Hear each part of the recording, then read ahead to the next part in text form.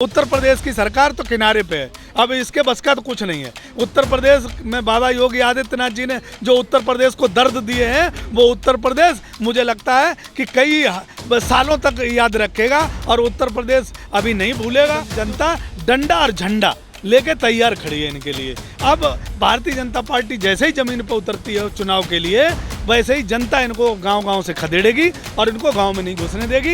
ये गांव के मजदूर का, गांव के किसान का और गांव के लोगों का संकल्प। जैसे ही हमारे दरवाजों में वोट मांगने आते हैं, इनके लिए सही व्यवस्था कर रखी है। वो आपको जब चुनाव में ये हमारे गाँव में जाएंगे तो आपको उस टाइम दिखाई देगी।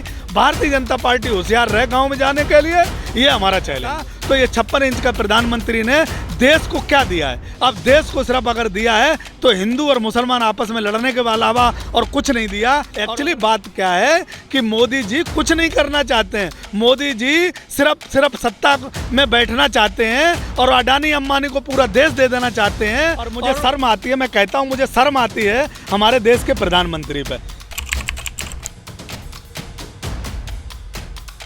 हमारा देश इस कार्यकाल में, मोदी जी के कार्यकाल में पूरी तरीके से विफल रहा, क्योंकि ईडी और सीबीआई आपस में लड़ गए। इससे ज़्यादा दुर्भाग्य भरा देश में और कोई कभी काम नहीं हो सकता। इस वक्त हम लोग यूपी इलेक्शन को कवर कर रहे हैं और आपको बता रहे हैं कि किस तरीके से क्या जनता का मूड है।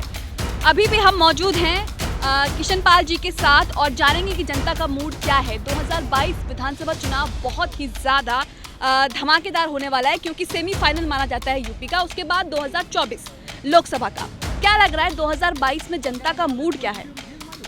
देखो, आपको मैं बता दूं कि जनता का मूड ये है कि जनता आज की डेट में जो देश का युवा है, उत्तर प्रदेश का युवा है, वो विकास देखना चाहता है। क्योंकि 2017 में हम लोग हिंदू मुसलमान के बारे में बहुत लड़ लिए और हिंदू मुसलमान का चुनाव करके इन्होंने डबल इंजन की सरकार बना ली और उत्तर प्रदेश की जनता को धोखा दे दिया कि हम विकास करेंगे, 15 लाख रुपए देंगे, 2 करोड़ रोजगार देंगे, डबल आय कर देंगे आपकी, और हम 2022 तक हर एक किसान को और नौजवान को मकान दे देंगे। तो जितने भी इन्होंने वादे किए थे, अगर इनका संकल्प पत्र पर मैं जाता हूँ तो भारतीय जनता पार्टी के लोग अपना संकल्प पत्र खुद देखना नहीं चाहते। ये स्थिति है कि उनका संकल्प पत्र अगर उन्हें याद दिला दो तो वो खफा हो जाते हैं। तो भारतीय जनता पार्टी अपने संकल्प पत्र का एक बिंदु, जो इन्होंने पश्चिमी उत्तर प्रदेश का गन्ने का भुगतान 8 दिन में करने को कहा था, वो 8 दिन में भुगतान करने का नहीं हो पाया और आज 4.5 साल हो गए, आज तक नहीं हो पाया। तो भारतीय जनता पार्टी पश्चिमी उत्तर प्रदेश से अपने आप को ठगा महसूस करती है और अपने आप को हथियार डाल दिए हारा महसूस करती है। अब ये क्या कर रहे हैं कि बुंदेलखंड की तरफ जा रहे हैं, पूर्वांचल में जा रहे हैं और पूर्वांचल की जनता डंडा और झंडा लेके तैयार खड़ी है इनके लिए। अब भारतीय जनता पार्टी जैसे ही जमीन पर उतरती है चुनाव के लिए, वैसे ही जनता इनको गांव-गांव से खदेड़ेगी और इनको गांव में नहीं घुसने देगी। ये गांव के मजदूर का, गांव के किसान का और गांव के लोगों का संकल्प है। लेकिन समर्थक तो अभी भी मौजूद है बीजेपी के बहुत से, क्योंकि महंगाई पर सवाल नहीं उठा रहे। राम मंदिर इतना बड़ा मुद्दा और इतना बड़ा आस्था का मुद्दा था, उस पर भी कुछ नहीं हुआ, क्लीन चिट दे दी गई। देखो, राम मंदिर पे लूट घसोट चल रही है, ये तो पूरा देश देख रहा है। क्लीन चिट कौन दे रहा है, कौन ले रहा है, ये बात छोड़ दो, पूरा देश समझ रहा है। क्लीन चिट की बात मत करो, इन्हें तो हर चीज़ में क्लीन चिट मिल जाती है। अब इनका कोर्ट से क्लीन चिट मिल जाती है, मीडिया हाउस क्लीन चिट दे देते हैं इन्हें, हर जगह क्लीन चिट मिल जाती है। तो देश की जनता समझ गई, अब लोकतंत्र जो जिंदा है वो देश की जनता अगर ईवीएम का भी जवाब देगी और हर चीज़ का जवाब देगी, इंतजार कर रही है पूरी तरीके से। क्योंकि इन्होंने जो अभी जिला पंचायत अध्यक्ष के जो चुनाव हुए हैं, उसमें भी जनता बड़े बारीकी से देख रही थी और इन्होंने लोकतंत्र की हत्या एक बार फिर की और जनता फिर गुस्से में आ गई। पहले भी गुस्से में थी और फिर गुस्से में आ गई कि जिस तरीके से उत्तर प्रदेश के अंदर लोकतंत्र की हत्या हुई है, अब कोई राजनीतिक पार्टी जवाब नहीं दे पा रही है। तो सिर्फ जनता ने अब बीड़ा उठाया है कि भारतीय जनता पार्टी के लोग 2022 शुरू में ही जैसे ही हमारे दरवाजों में वोट मांगने आते हैं, इनके लिए सही व्यवस्था कर रखी है। वो आपको जब चुनाव में ये हमारे गांव में जाएंगे तो आपको उस टाइम दिखाई देगी। अभी मैं इस चीज़ का हम लोग किसान खुलासा नहीं करेंगे, क्योंकि हमारे दरवाजे पे चौपाल लगाने जाएंगे। हम सही वक्त का इंतजार कर रहे हैं। भारतीय जनता पार्टी होशियार रहे गाँव में जाने के लिए, ये हमारा चैलेंज है। मतलब आप लोग धमकी दे रहे हैं बिल्कुल कि धमकी गांव दे रहे में घुसने नहीं देंगे। बिल्कुल धमकी दे रहे हैं। आप लोकतंत्र को खत्म करोगे, हमारे अधिकार को खत्म करोगे, हमें धोखा दोगे, 2 करोड़ के नाम से हमें धोखा दोगे, हमें जाति और धर्म में बांटोगे, हमें मंदिर और मस्जिद में बांटोगे, और उसके बाद भी हमारे इनकाउंटर करोगे, हमारी बेटियों के बलात्कार करवाओगे, और उसमें भी तुम्हारे सांसद और विधायक अपने आप को सहिंसा, हमें जातियों में धर्मों में लड़ाते रहेंगे। हम कब तक इंतजार करेंगे?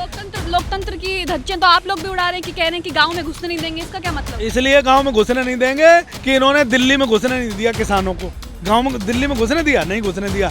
कौन सा ऐसा आंदोलन है जो दिल्ली में नहीं हुआ? हमें बता दो, एक आंदोलन बता दो जो दिल्ली में ना हुआ हो। और जब किसान या लोकतंत्र में दिल्ली में आंदोलन जंतर मंतर से लेके रामलीला मैदान से लेके जब आंदोलन का मूड मजदूर ने, किसान ने या राजनीति किसी भी संगठन ने बनाया और वो दिल्ली तक गया, इन्होंने हमें दिल्ली जाने से क्यों रोक दिया? हमारे किसानों को क्यों रोक दिया? इसलिए अगर दिल्ली इनकी है, दिल्ली इनके बाप की है, तो गांव हमारे बाप का है, जमीन हमारे बाप की है। अगर ये दिल्ली हमें नहीं जाने देंगे तो ये संकल्प है किसान का और गांव के मजदूर का और गांव का कि इन्हें गांव में नहीं घुसने देंगे, क्योंकि इन्होंने पहले शुरुआत इन्होंने करी। दिल्ली में हमें नहीं घुसने दिया, अब इन्हें हम गांव में नहीं घुसने देंगे। लोकतंत्र की धज्जियां उन्होंने उड़ाई, किसान ने नहीं। किसान ने हमेशा सम्मान किया। मोहन भागवत जी अभी कह रहे हैं कि मुसलमानों के लिए फेवर में कह रहे हैं कि जो मुसलमानों के साथ लिंचिंग होती है, जो लिंचिंग करते हैं, वो हिंदू नहीं है। क्या कहना चाहेंगे? क्या एक साजिश चल रही है, मतलब मुसलमानों को वोट?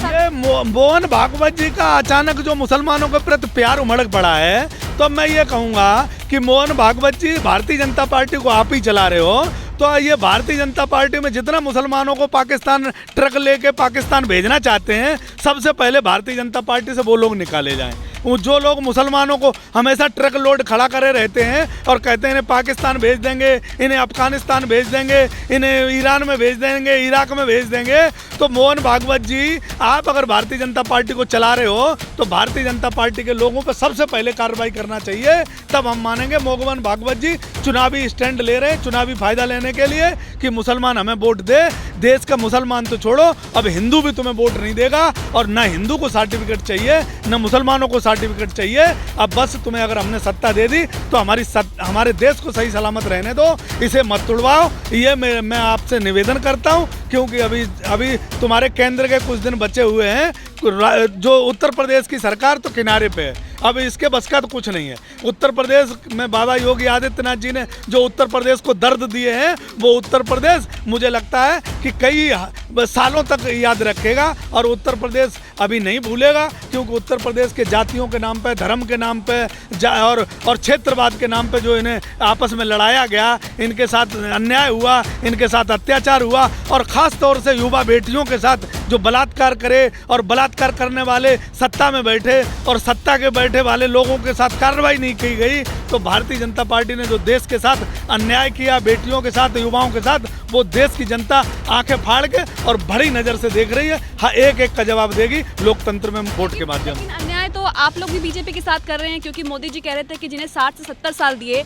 अब हमें भी 50 साल दो, विकास हम भी करके दिखाएंगे। तो प्रॉब्लम क्या है? तो मुझे एक बात बता दो, 60 से 70 साल दिए, 60 से 70 साल कांग्रेस ने राज्य किया, कांग्रेस ने और हमारे पूर्वजों ने जो बनाया, मोदी जी ने अब तक वही तो बेचा। मोदी जी गुजरात से क्या लाए बेचने के लिए? जो अपने गुजराती मित्रों को दिया, LIC बेच दी, एयरपोर्ट बेच दिए, रेलवे बेच दिया, जो सारे विभाग बेचे उन्होंने, वो कहाँ से लाए थे मोदी जी? मोदी जी ने 70 साल में जो काम किए, चाहे वो हमारे पूर्वजों ने मेहनत की या कांग्रेस का जो वो योगदान रहा, मोदी जी ने वही तो बेचा है। तो मोदी जी क्या कहना चाहते हैं? मोदी ने क्या बेचा है? एक्चुअली बात क्या है कि मोदी जी कुछ नहीं करना चाहते हैं। मोदी जी सिर्फ सत्ता में बैठना चाहते हैं और अडानी अंबानी को पूरा देश दे देना चाहते हैं, और देश ऐसे लोकतंत्र नहीं चलता है। अब ये जाते जाते मुझे लगता है कि किसानों की ज़मीन भी बेचना चाहते थे। किसान सही समय पे अपना डिसीजन ले लिया है, इसलिए इन्हें राम से काम अटक गया। किसान को इन्होंने